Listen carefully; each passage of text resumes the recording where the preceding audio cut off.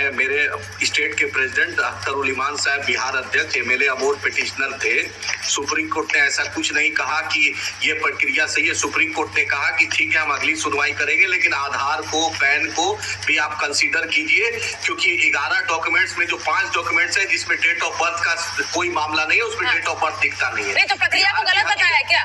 Ma'am बोलने दीजिए, फिर यही बीच में मत टोकिए। नहीं, मैं आपसे पूछ रही हूँ। जिस तरीके से हर्षवर्धन तो त्रिपाठी को बोलने दिए, मुझे भी बोलने दिए। अरे आपको भी बोलने दूंगी सर, खबर पूरी बताइए ना। प्रक्रिया को गलत बताया क्या? फिर बीच में बोल रही है, फिर मैं पिटिशनर हूँ और आप मुझे बीच में टोक रही है। प्रक्रिया को सही बताया, गलत बताया? मैम सुनिए, इलेक्शन कमीशन को पूरा अधिकार है जांच करने का। हमने एसआईआर का विरोध नहीं किया, हमने टाइमिंग का विरोध किया।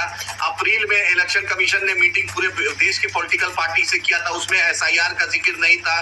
जून तक इलेक्शन कमीशन ने वोटर लिस्ट में, बिहार में डेहरी ऑनसन विधानसभा, उसमें जून तक इन्होंने वोटर लिस्ट जोड़ा।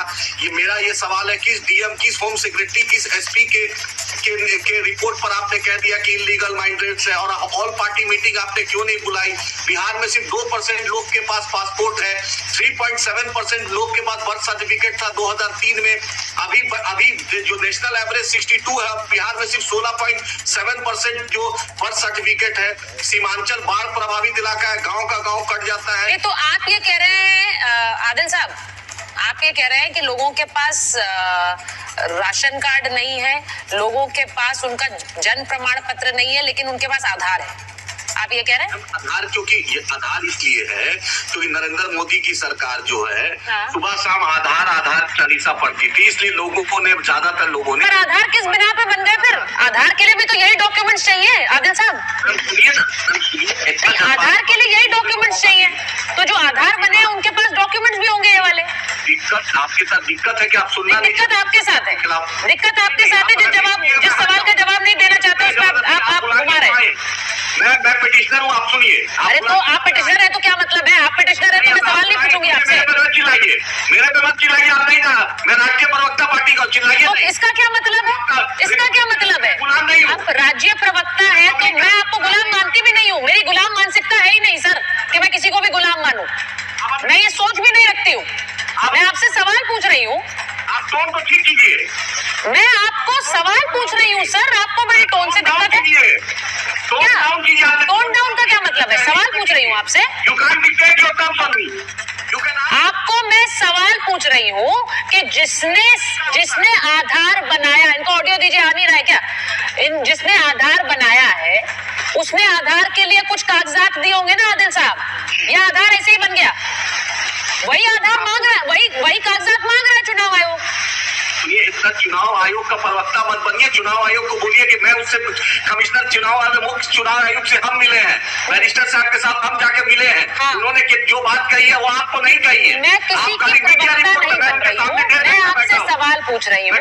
आप मुझे टोन चेक करने के लिए कह रहे हैं। अपनी टोन देख लीजिए भाई साहब, अपनी टोन देख लीजिए पहले भाई साहब। मुझे आप टोन चेक करने के लिए कह रहे हैं आदिल साहब।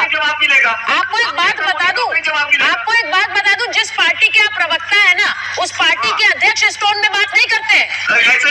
इस टोन में आपके अध्यक्ष भी बात नहीं करते, और वो खासकर महिलाओं से बहुत अदब से बात करते हैं। तो टोन जरा उनसे ही सीख लीजिए, उनसे ही सीख लीजिए टोन, उनसे ही सीख लीजिए आदिल साहब। सिर्फ आपसे ये कह रही हूँ, आपके अध्यक्ष भी ऐसे टोन में बात नहीं करते, बहुत अदब से करते बात। तो ये मत बोलिए मुझे, टोन मत चेक करवाइए। सवाल पूछे, जवाब दीजिए। सवाल पूछा मैंने आपसे, इसका जवाब दीजिए ना।